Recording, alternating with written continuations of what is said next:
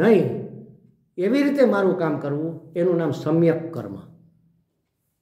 આપણને આ ફાવશે, કદાચ પરહિત કરતા ન ફાવે, પણ આટલું તો ફાવે ને કે હું મારું કામ પરહિત જોખમાય નહીં અથવા પરહિત જોખમાય એવું અશુભ કાર્ય ન કરવું. પરહિત જોખમાય નહીં, પરહિત જળવાય એવી રીતે સ્વકર્મ પૂરું કરવું, પોતાનું કર્મ પૂરું કરવું એનું નામ સમ્યક કર્મ. આપણે સમ્યક કર્મ કરવું જોઈએ. જો બની શકે તો ઉપકારાત્મક કરવું જોઈએ, બીજાનું હિત થાય એવું, પણ માત્ર મારી જાતને ધ્યાનમાં રાખીને હું કરું, આખી સૃષ્ટિ જોડાયેલી છે તો બીજાને તો ઈજા થવાની, છોલાવાના જ છે બીજા, ક્યાંક ને ક્યાંક એનું હિત જોખમમાં મુકાવાનું જ છે. એટલે કોઈનું હિત ન જોખમાય એ જોવાની જવાબદારી મનુષ્ય તરીકે આપણી છે.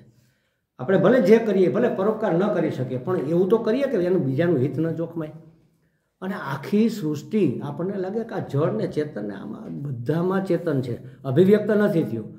આપણા શાસ્ત્રમાં કીધું છે કે તમે જેનો અનાદર કરશો એ તમારો અનાદર કરશે. ત્યાં ઉદાહરણ ક્યાંથી આપ્યા છે કે બ્રાહ્મણનો અહિત કરશો તો એ તમારો અનાદર કરશે, ક્ષત્રિયનો અનાદર કરશો તો એ તમારો અનાદર કરશે, પછી પંચમહાભૂતો એનો અનાદર કરશો તો એ તમારો અનાદર કરશે. હું ઘણી વખત કહું છું કે આપણે ઘણી વખત ગુસ્સામાં હોય ને, થાકેલા હોય ને, કોઈ આપણને બહુ હેરાન કર્યા હોય ને, અપમાનિત થયા હોય ને, આપણા કામ ન થયા હોય ને, તો ઘરે આવીને શું કરીએ, ધડ દઈને દરવાજો ખોલીને ભટકાડીને પાછી જતા રહીએ. એમ દરવાજા ભટકાડી રાખશું ને તો કોક દીક આપણી જ આંગળી આવી જવાની છે. ભલે એ જળ છે, પણ આપણે જો એને સાચવો હશે ખરેખર પ્રેમથી તો આવતી હશે ને આંગળી, તો અહીંયા આવીને અટકી જશે દરવાજો. આ કુદરતનો નિયમ છે. દરવાજામાં અકલ નથી, કુદરતમાં તો છે કે નહીં? ભલે એમાં નથી અકલ, પણ ઈશ્વરને તો છે કે નહીં? એ પથ્થરો, એક કાંટો રસ્તામાં પડેલો હોય, 500 માણસ ત્યાંથી પસાર થાય, એકને જ વાગે, 499 એમને જતા રહે. શું કામ? એના કર્મોનું ફળ હતું. એણે કોઈ દી કાંટાની કદર નથી કરી, અને એવા કર્મો હતા જેને એને આ પીડા ભોગવવાની છે. એટલે દરેક, અમારે એક મિત્ર અત્યારે છે બાબુભાઈ તલસાણિયા કરીને, એના ફાધર નિવૃત્ત થયા એટલે ધંધો કરતા છોકરાને સોંપી દીધું, ભાઈ હવે મારે ભજન કરવું છે, તમે સંભાળો બધું. અગાસીમાં ચડી ગયા. અગાસીમાં જઈને એક ઝૂંપડી બનાવી, પેલી પાન હોય ને એ છોડવા ત્યાંથી કાપી આવવાની ઝૂંપડી બનાવીને એમાં રહેવા માંડ્યા. અને યોગ વશિષ્ઠ લઈને આખો દિવસ યોગ વશિષ્ઠ વાંચે અને સૂઈ જાય. અને એક ઘંટ લટકાવી દીધો હતો કે હું ઘંટ વગાડું તો જ ઉપર આવું, નહીં તો કોઈ આવું નહીં. સવારે માટલું ભરી જવાનું, કપડાં લઈ જવાના, નવા કપડાં મૂકી જવાના, પછી નહીં આવવાનું. એક વખત ભોજનની થાળી બહાર મૂકી જવાની, બસ. છેલ્લે એની સ્થિતિ એટલી બધી કોમળ અને શું કહેવાય પેલી ટ્રાન્સપરન્ટ થઈ ગઈ હતી કે એ પોતાના ચપ્પલ હારે, ચશ્મા હારે વાતો કરે કે ભાઈ તમે આજે અમારી બહુ સેવા કરી, હવે તમે થોડો આરામ કરો, હું થોડો આરામ કરું. જાણે કે આ સજીવ હોય ને એવી રીતે. જુઓ, આ એની કદર કરી કે ભાઈ આપણે એવું નથી કરવું, કે એવા ગાંડા કાઢવાની જરૂર નથી. એવું કરીએ તો લોકો આપણને એવું જ સમજે ને. હા, પણ એની વેલ્યુ આપણને સમજાવવી જોઈએ. દરેક વસ્તુની કિંમત સમજવી જોઈએ. હાલતા હાલતા અમસ્તા પથ્થરો પડ્યો, કાંઈ વસ્તુ પડીને ઠોકર મારતા જઈએ. અરે ભાઈ તને શું જરૂર છે? ના, વચોવચ પડેલી છે ને કોઈને વાગે એમ છે તો તું ઠોકર મારીને સાઈડમાં કર ને. હાલતા હાલતા ઝાડવાની ડાળી ખેંચાઈ જાય. અમે તો નાના હતા ને કૂતરા સૂતા પૂંછડી ખેંચતા જતા. લખણ ઓછા નહોતા, કંઈ કાઠિયાબુ મારી જાય.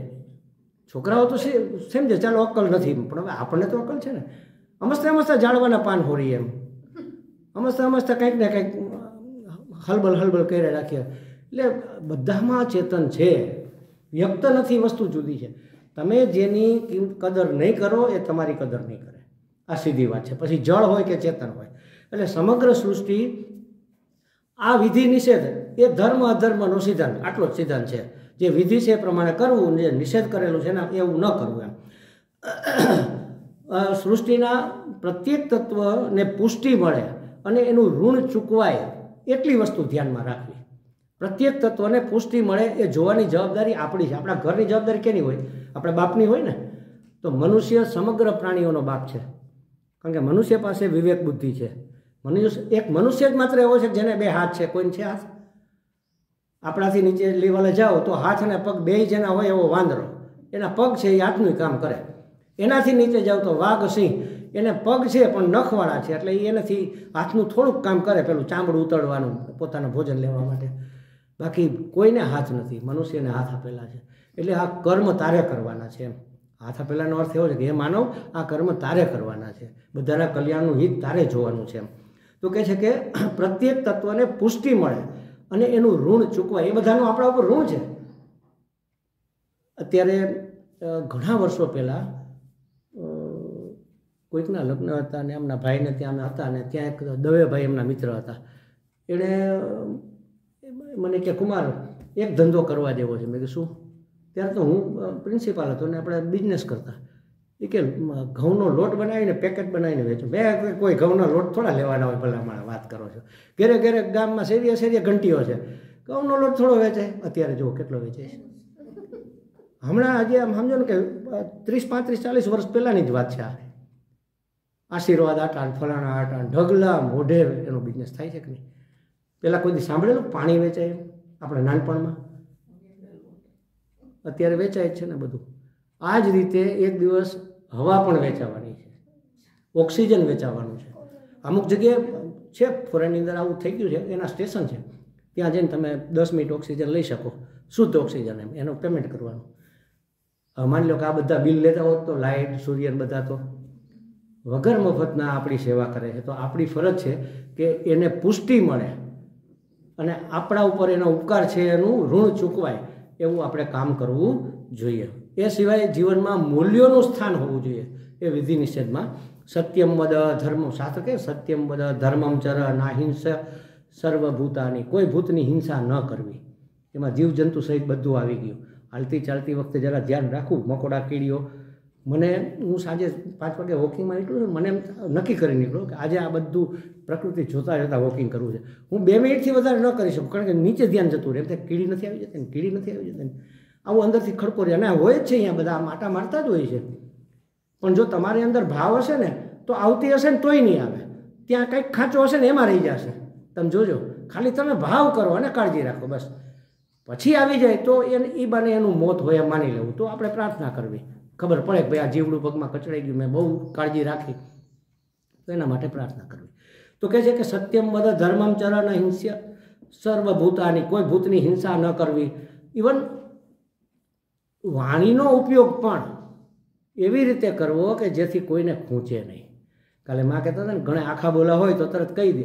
અમારા સ્વામીજી તો એવું કહે કે જો ભાઈ કઠોર શબ્દ તો બોલવો જ નહીં. સત્ય હોય ને તોય કઠોર શબ્દ ન બોલવો, તો બોલવું જ નહીં. એમ કોને દશેરો મૂકો બોલે? પણ માનો બોલવું જ પડે તો કહે છે કે સત્ય બોલો, મધુર બોલો, પ્રયોજનપૂર્વકનું બોલો અને હિતકારક બોલો.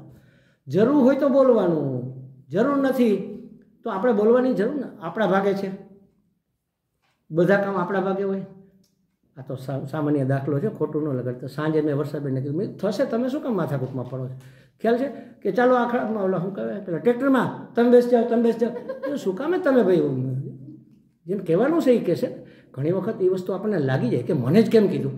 એમાં ભલે આપણે નિર્દોષ ભાવે કહેતા હોય, આપણા ભાગે ન હોય ને એ વસ્તુ ન કરવી. એમ અધિકારમાં ન હોય ને એ ન કરવું, એવું ન બોલવું. કઠોર તો બોલવું જ નહીં. પ્રયોજનપૂર્વક કંઈક એનો હેતુ હોય, એનું કંઈક પ્રયોજન હોય તો તમે બોલો. તો કે સત્ય બોલો, મધુર બોલો, પ્રયોજનપૂર્વકનું બોલો અને હિતકારી, ખામેવાળાનું હિત અને આપણું હિત, સમષ્ટિનું હિત જળવાતું હોય તો બોલો. નહીં તો બોલવાની જરૂર ક્યાં છે? હું માનું છું કે સૌથી શ્રેષ્ઠ સાધના કોઈ હોય ને તો મૌન સાધના છે. તમે એક વખત પ્રયત્ન તો કરો. આખો દિવસ અને 24 કલાક ને 5 મહિના 6 મહિના હું મૌન રાખીશ એવું માનો કે ન થાય તો કાંઈ નહીં. પણ આટલું નક્કી કરો. આ અઘરામાં અઘરું છો કે જરૂર પૂરતું બોલીશ એ અઘરું છે. ઉપવાસ કરવો સહેલો છે, પણ હું અડધું જ જમીશ, તમે ખતરો કરજો કે હું અડધું જમીશ, એમ નથી થતું.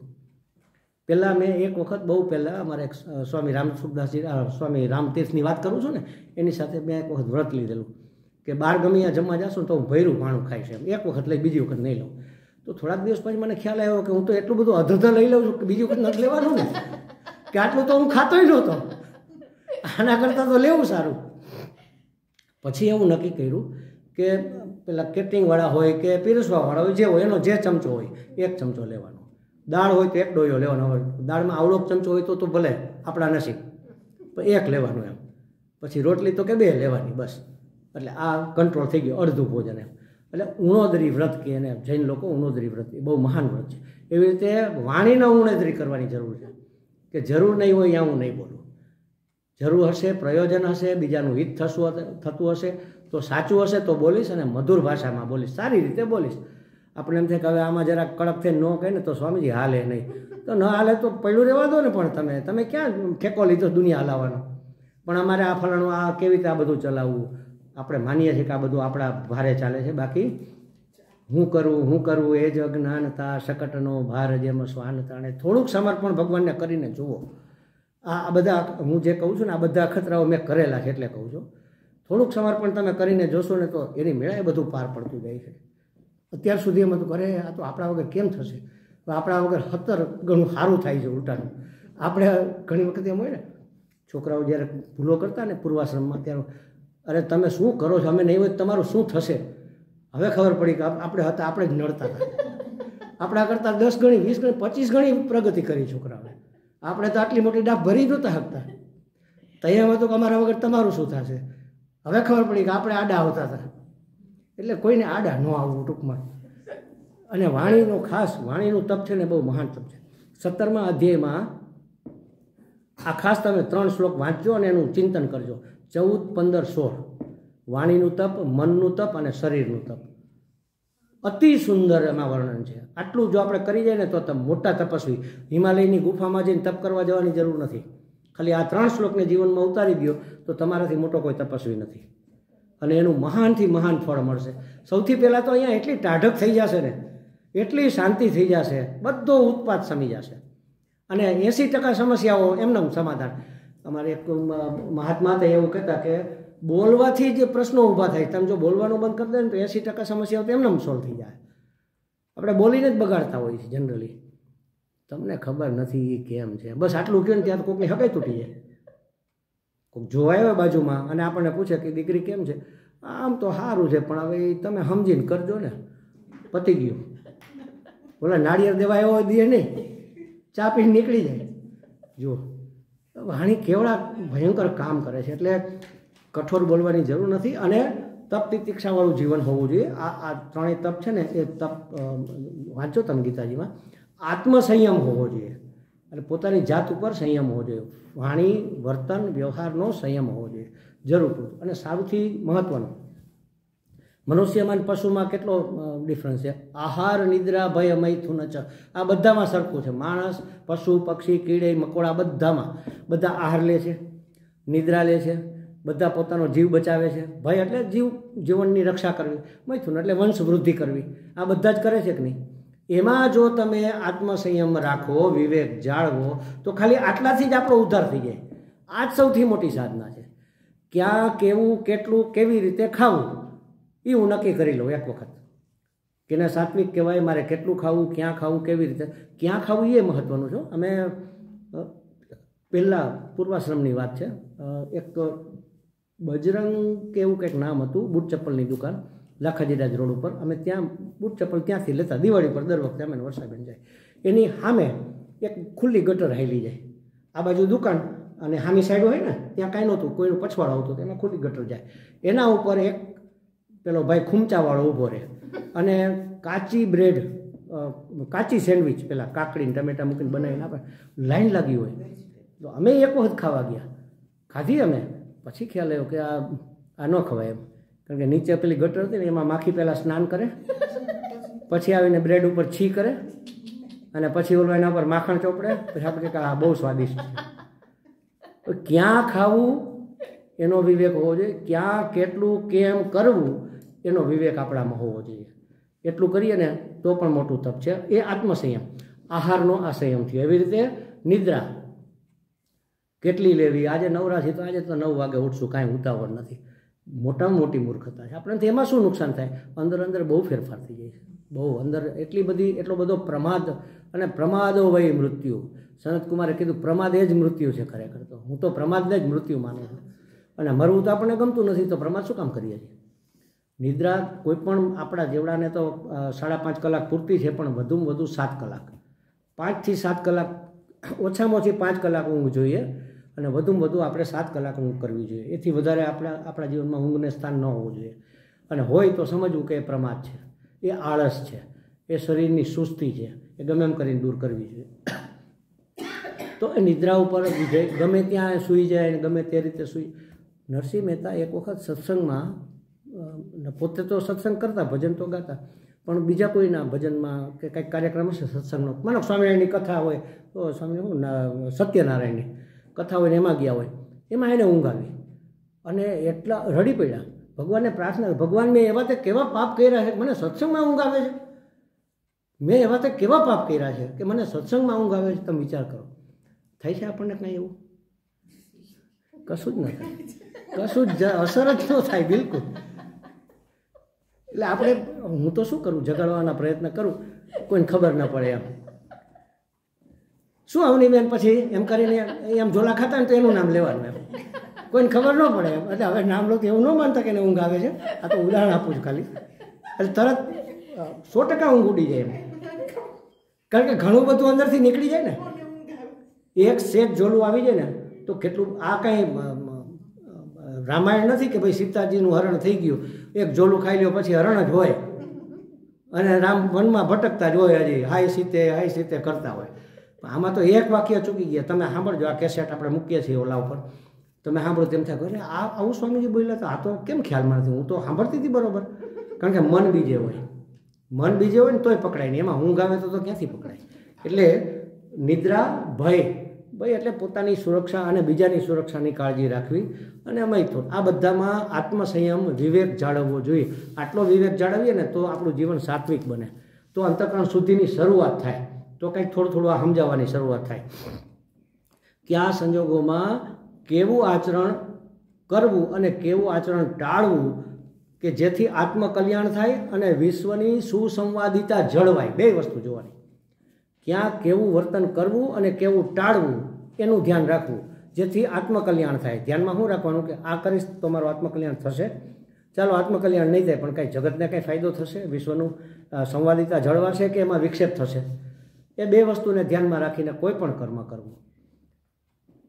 મહાત્માઓ તો એવું કહે છે કે ખાલી કર્મ જ નહીં, ખાલી વાણી જ નહીં, આપણો ભાવ પણ અસર કરતો હોય છે. કોઈના માટે તમે કુભાવ કરો ને તો એના હૃદયમાં તમારા માટે સુભાવ નહીં પેદા થાય. એના મનમાં ઘણાને તમે જુઓ ને કે પહેલી જ વખત મળતા હોય ને આપણને એના માટે આમ જરાક મનમાં અરુચિ જેવું થાય. કેમ ભાઈ એને બાપ માર્યો છે, કેમ એના માટે આમ પ્રેમ નથી, નફરત તે નથી ભલે, પણ કેમ આવું છે, અરુચિ કેમ છે? કારણ કે અંતઃકરણના જે ભાવ હોય ને એ સામેના ભાવને ખેંચે એકબીજાને. એટલે અહીંનો પડઘો સામે પડતો જ હોય છે. એટલે કહે છે કે વિશ્વની સુસંવાદિતા જળવાય અને આત્મકલ્યાણ થાય એવું કામ કરવું. ત્રીજું છે કામ્ય કર્મ. બે કર્મ જોયા, નિત્ય અને નૈમિતિક. હવે કામ્ય કર્મ. કામ્ય કર્મ કામના શું કામ થાય છે? કામ્ય કર્મ એટલે કામના પૂર્તિ માટે કરવામાં આવતું કર્મ. જેમ કે પુત્ર જોઈએ છે તો પુત્ર કામેષ્ટિ યજ્ઞ કરીએ, એ કામ્ય કર્મ થયું. વરસાદ જોઈએ તો પર્જન્ય યજ્ઞ કરીએ, એ કામ્ય કર્મ થયું. તો આ કામ્ય કર્મ અથવા કામના પૂર્વક કરવામાં આવતા કોઈ પણ કર્મ. મારે પૈસા જોઈએ છે તો હું નોકરી કરું, ક્લાસ 1 ઓફિસર બનું. મારે પૈસા જોઈએ તો હું બિઝનેસ કરું, રાતપાડી કરું, ગમે એમ કરું, બિલ્ડર બની જાઉં, ગમે એ કરું, પણ મારે પૈસા જોઈએ છે. તો કામના શેના માટે જન્મે છે? કામનાથી કરવામાં આવતું કર્મ તો સમજાય, પણ એમાં મૂળમાં જે કામના છે એ ક્યાંથી આવી? અધૂરપમાંથી. મારી અંદર અધૂરપ છે અને અધૂરપને મન સ્વીકારતું નથી, એટલે અધૂરપને પૂર્ણ કરવાની ઈચ્છા થઈ અને એ ઈચ્છામાંથી કામના થઈ. કામના એટલે ઈચ્છા જ કહેવાય. આમ તો ઈચ્છા અને કામના બે પર્યાયવાચી જ છે, પણ એ ઈચ્છા થઈ શું કામે? મારી અંદર કંઈક ઘટે છે તો થઈ ને. અને એ ક્યારે થાય? મને ઘટે છે એવું ક્યારે લાગે? મને મારા સ્વરૂપનું જ્ઞાન ન હોય ત્યારે. ખરેખર તો હું પૂર્ણ છું અને એ પૂર્ણતાનો મને પરિચય ન હોય તો મને એમ લાગે કે મારે જરા બોડી બનાવવું જોઈએ. આમ શુક્લકડી હોય ને તો કોઈ ગણકારે નહીં, આમ ધક્કો મારીને આખા કરી નાખે. જરાક આમ હોય તો વટ પડે આપણો, કોઈ આમ હાથ ન અડાડે. આમ 6 ફૂટનો માણસ આમ હોય અને એનો ધક્કો લાગી ગયો હોય તો આપણે એને કંઈ કહીએ કે ભાઈ પ્લીઝ હો જરા ધ્યાન રાખજે. અને પેલો બાઠીઓ આમ ટીંગુજી હોય તો આપણે ફળાપે મારે ધ્યાન નથી રાખતો, કારણ કે ખબર છે કે એ સામે બીજું કંઈ કરી શકવાનું નથી. એટલે કહેવાનો અર્થ એ છે કે કાંઈ પણ કામના આપણને શેના માટે થાય છે? આપણી અંદર આપણને અધૂરપ, ઉણપ અનુભવાય છે એટલા માટે. અને એ ઉણપ પોતાના સ્વરૂપના અજ્ઞાનને કારણે. હું પૂર્ણ છું, હું સત સ્વરૂપ છું, હું ચિત્ત સ્વરૂપ છું, હું આનંદ સ્વરૂપ. 3 કામનાઓ આપણને થતી હોય. કાલે આપણે વાત કરીને સુખ, સલામતી અને સમજણ, આ 3 જાતની કામના થાય. એનાથી વિશેષ કોઈ કામના બીજી હોય જ નહીં, બધું આની અંદર આવી ગયું. મારી તમામ પ્રવૃત્તિ કાં હું સલામત બનું એના માટે હોય, કામ અને સમજણ પ્રાપ્ત થાય એના માટે હોય, કોઈને બેવકૂફ રહેવું ગમે? આપણે બધા જ આપણી જાતને ભલે કહેતા હોય કે હું બુદ્ધિશાળી છું, પણ બધા બેવકૂફ છીએ ખરેખર તો. અને આપણે માનીએ છીએ કે આપણે બેવકૂફ છીએ. જો આ 5 બહેનો આમ જતા હોય અને હું એમ કહું અરુણાબેન, તો જે અરુણાબેન હોય એ પાછું વળીને જોવે ને, પછી ભારતીબેન જોવે ન જોવે, નેહાબેન જોવે, જેનું નામ લે જ જોવે ને. પણ એમ કહે એ બેવકૂફ, તો 5 પાછું વળીને જોવે. જોવે કે નહીં? અંદર અંદર તો આપણે સમજીએ છીએ કે આપણે બધા બેવકૂફ છીએ એમ. ખ્યાલ આવ્યો?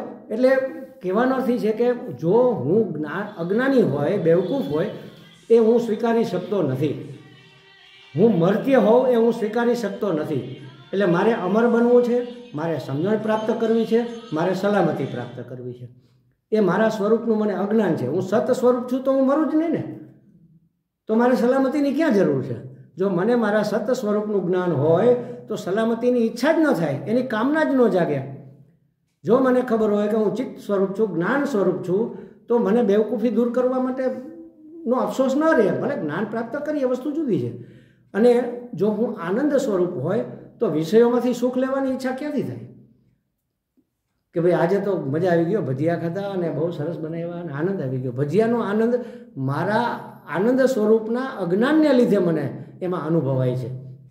એટલે કોઈ પણ કામના પૂર્વક કરવામાં આવેલું કર્મ સ્વ સ્વરૂપની અજ્ઞાનતાને લીધે પેદા થતું હોય છે. તો એક કામ્ય કર્મ, છતાંય શાસ્ત્ર છૂટ આપે છે કે તમારી ઈચ્છા છે તમે પૂરી કરો, પણ કેવી રીતે? ધર્મના માર્ગે. તમારે પૈસો જોઈએ છે, બરાબર, તમે શું કહે પેલું કનકધારા સ્તોત્રનું અનુષ્ઠાન કરો. શંકરાચાર્યજીએ જે રચના કરી હતી ને પહેલાં આમળાનો વરસાદ થયો, કનકધારા સ્તોત્રનું અનુષ્ઠાન કરો, લક્ષ્મીજીનું અનુષ્ઠાન કરો, લક્ષ્મીજીનું યંત્ર રાખો, મંત્ર કરો અને લક્ષ્મી પ્રાપ્ત કરો. પૈસો જોઈએ, ધર્મના માર્ગે કરો, અધર્મના માર્ગે ના કરો. કોકને બોટલમાં શીશામાં ઉતારીને તમે પૈસો ન કમાવો, એમ વિધિ નિષેધ આપ્યા છે શાસ્ત્રએ. તો કામના પૂર્તિ પણ, કામનાના કર્મો પણ તમારે શાસ્ત્રોક્ત રીતે કરવા જોઈએ, તો કમસે કમ નુકસાન નહીં થાય એમ. નહીંતર પાપ કર્મ થશે, અદ્રષ્ટ પેદા થશે અને એ બધા જ જીવનમાં ઠેબે આવવાના છે પાછા. એક પણ કર્મ ભોગવા વગર આપણે છૂટવાના નથી. તો કહે છે કે કામનાનું કર્મ પણ અનિવાર્ય લાગતું હોય તો તમે ધર્મના માર્ગે કરો. અને નિષિદ્ધ કર્મ એટલે કે જે ન કરવું જોઈએ એ ન કરીએ પણ થઈ ગયું તો એ નિષિદ્ધ કર્મ છે. શાસ્ત્રમાં જેની ના પાડી છે, હિંસા ન કરવી, અધર્મનું આચરણ ન કરવું, અસત્ય ન બોલવું, સત્ય અહિંસા ચોરી ન કરવી, વણજોતું ન સંઘરવું, આ આપણને સૂચના આપવામાં આવી છે. એનાથી વિરુદ્ધ કરીએ તો એ નિષિદ્ધ કર્મ છે. કોઈના હકનું છીનવી ન લેવું. હું તો ત્યાં સુધી કહું છું કે આજે જગતની અંદર એટલું બધું ભગવાને વનસ્પતિ ખાદ્ય પદાર્થો એટલા બધા બનાવેલા છે કે તમારે હિંસા કરવાની જરૂર જ નથી, માંસાહારની જરૂર જ નથી. પણ તો કેમ અનાજ પૂરું નથી થતું? અનાજની ઘટ કેમ છે? મારી ભૂખ કરતાં એક કોળિયો પણ જો હું વધારે ખાઉં તો એ કોળિયો બીજાના મોઢાનો હતો.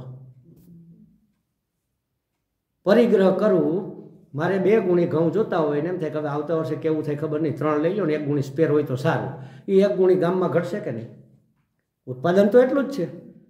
જેટલો મેં સંગ્રહ પરિગ્રહ કર્યો એટલો બીજાને નડવાનો છે. ખ્યાલ આવ્યો? એટલે કામ્ય કર્મ કરવાની વાંધો નથી, શાસ્ત્ર કે કરો તમે, પણ ધર્મના માર્ગે, અધર્મના માર્ગે નહીં. પૈસો કમાવો છે, અધર્મના માર્ગે નહીં. ભોગ કરવા છે, અધર્મના માર્ગે નહીં. અત્યારે ભ્રષ્ટાચાર, મિથ્યાચાર, વ્યભિચાર, બધા અનાચાર ચાલે છે. એ બધા જ શાસ્ત્ર વિરુદ્ધ છે. માત્ર મારી વાસનાઓ ભોગની પૂરી કરવા માટે જ આ બધું ચાલતું હોય છે અને એ ભયંકર પરિણામ ઊભું કરે છે. એનું નામ જ કળિયુગ છે. કળિયુગ એટલે બીજું કંઈ નહીં. તો કહે છે કે ધર્મના માર્ગે તમે કામના પૂર્તિ કરો અને નિષિદ્ધ કર્મો થઈ ગયા હોય તો એનું પ્રાયશ્ચિત હોય, પ્રાયશ્ચિત કર્મ કરો. પ્રાયશ્ચિત કર્મ શું કરવા એ મને ખબર નહોતી. એટલે ઘણી વખત કંઈક ને કંઈક થાય એટલે અમે ગુરુજીને પૂછીએ. એક વખત વરસાબેને સ્વામીજીને પૂછ્યું હતું કે સ્વામીજી પૂર્વાશ્રમમાં તો મને કંઈ ખબર નહોતી, હિંસા ન કરાય. એટલે ઘરમાં મકોડા ઉભરાય એટલે મારા સાસુ કહે કે ભાઈ એમાં DDT છાંટો એટલે મકોડા મરી જાય, પછી હાવણીથી વાળી નાખો. અડધા મરેલા એ ભેગા ભૂસાઈ જાય. તો કે એવા તો અમે બહુ અમે કર્યા, તો હવે એનું શું કરવું? તો શું કીધું સ્વામીજીએ? હનુમાન ચાલીસા કરો એમ કીધું હતું કે હનુમાન ચાલીસા કરો, ખૂબ જપ કરો, હનુમાન ચાલીસા કરો, વિષ્ણુ સહસ્ત્રનામ કરો, ગજેન્દ્ર મોક્ષ કરો, પછી રામ રક્ષા સ્તોત્ર કરો. આ બધા જ પેલું શું કહેવાય, માર્કંડેય આશ્રમના રામાનંદ સ્વામી, કાલે હું સાંભળતો હતો એનું ભાગવત, તો એક બેન એની પાસે આવ્યા કે સ્વામીજી મેં ચોરી કરી છે, મને પ્રાયશ્ચિત હવે કરવું છે, શું કરવું? શેની ચોરી કરી બેટા? મેં કોઈ બેનનું ધન લઈ લીધું. તો કે તમે જેટલી ચોરી કરીને એનું ડબલ દાન કરો. માનો 100 રૂપિયા તમે લીધા, હું પૂછતો નથી કેટલા લીધા એમ, પણ તમે 100 લીધા હોય ને તો 200 રૂપિયાનું દાન કરો. અને માનો 100 રૂપિયા લીધા હોય ને તો 100 દિવસ સુધી ભગવાન નામના જપ કરો. એટલે પ્રાયશ્ચિત કર્મમાં શાસ્ત્રમાં ભલે ગમે હોય, પણ આપણે પણ મનથી નક્કી કરી શકીએ કે આનું પ્રાયશ્ચિત મારે કેમ કરવું એમ. આ એક ઉપાય છે.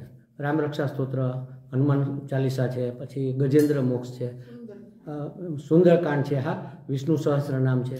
આ બધા પ્રાયશ્ચિત માટે બહુ ઉપયોગી છે. જો પ્રાયશ્ચિત ન હોય તો તમારા અંતઃકરણ શુદ્ધિ માટે, ભગવાનની કૃપા પ્રાપ્ત કરવા માટે ઉપયોગી છે. પણ પ્રાયશ્ચિત કરવું હોય તો જપ કરો, હનુમાન ચાલીસા કરો, ગજેન્દ્ર મોક્ષ કરો. માનો તમે વડીલોની સેવા બરોબર નથી કરી શક્યા અને એ વયા ગયા અને હવે અફસોસ થાય કે એ બિચારા હતા ત્યારે આપણે એને કંઈ સેવા ન કરી શક્યા. હવે આપણને તો દોષ લાગશે કે આપણી ફરજ હતી પુત્ર તરીકે, પુત્રવધુ તરીકે, પુત્રી તરીકે કે મારે એની સેવા કરવી જોઈએ, પણ મેં મારો સ્વાર્થ જોયો, તો હવે શું કરું? તો ગજેન્દ્ર મોક્ષ કરો, એનું અનુષ્ઠાન કરો. માનો કે આપણે 15 દિવસ જવાનું આપણને કહેવામાં આવ્યું હતું ને આપણે ન ગયા, તો દરરોજ 15 વખત પાઠ 15 દિવસ સુધી કરો. આવું આપણે નક્કી કરવાનું ટૂંકમાં. એટલે સંકલ્પપૂર્વક કે હું આના પ્રાયશ્ચિત રૂપે આ કરું છું, તો એ છે પ્રાયશ્ચિત કર્મ. આમ 5 પ્રકારના કર્મો આપણે કરવાના હોય છે. અને એ કર્મો કેવી ભાવનાથી કરવા? તો એના પછીનું સૂત્ર છે, તેન ઈશસ્ય વિધીયતામ અપચિતિ. એ કર્મો ઈશ્વરની પૂજા કરવાની ભાવનાથી કરવા. આ બધા જ કર્મો, 5 જાતના કર્મો પરમાત્માને પ્રસન્ન કરવા માટે કરવા. એની વાત આપણે કાલે કરીશું. ઓમ પૂર્ણમદ પૂર્ણમિદં પૂર્ણાત પૂર્ણમુદચ્યતે પૂર્ણસ્ય પૂર્ણમાદાય પૂર્ણમેવાવશિષ્યતે. ઓમ શાંતિ શાંતિ શાંતિ. હરિ ઓમ. શ્રી ગુરુભ્યો નમઃ. હરિ ઓમ.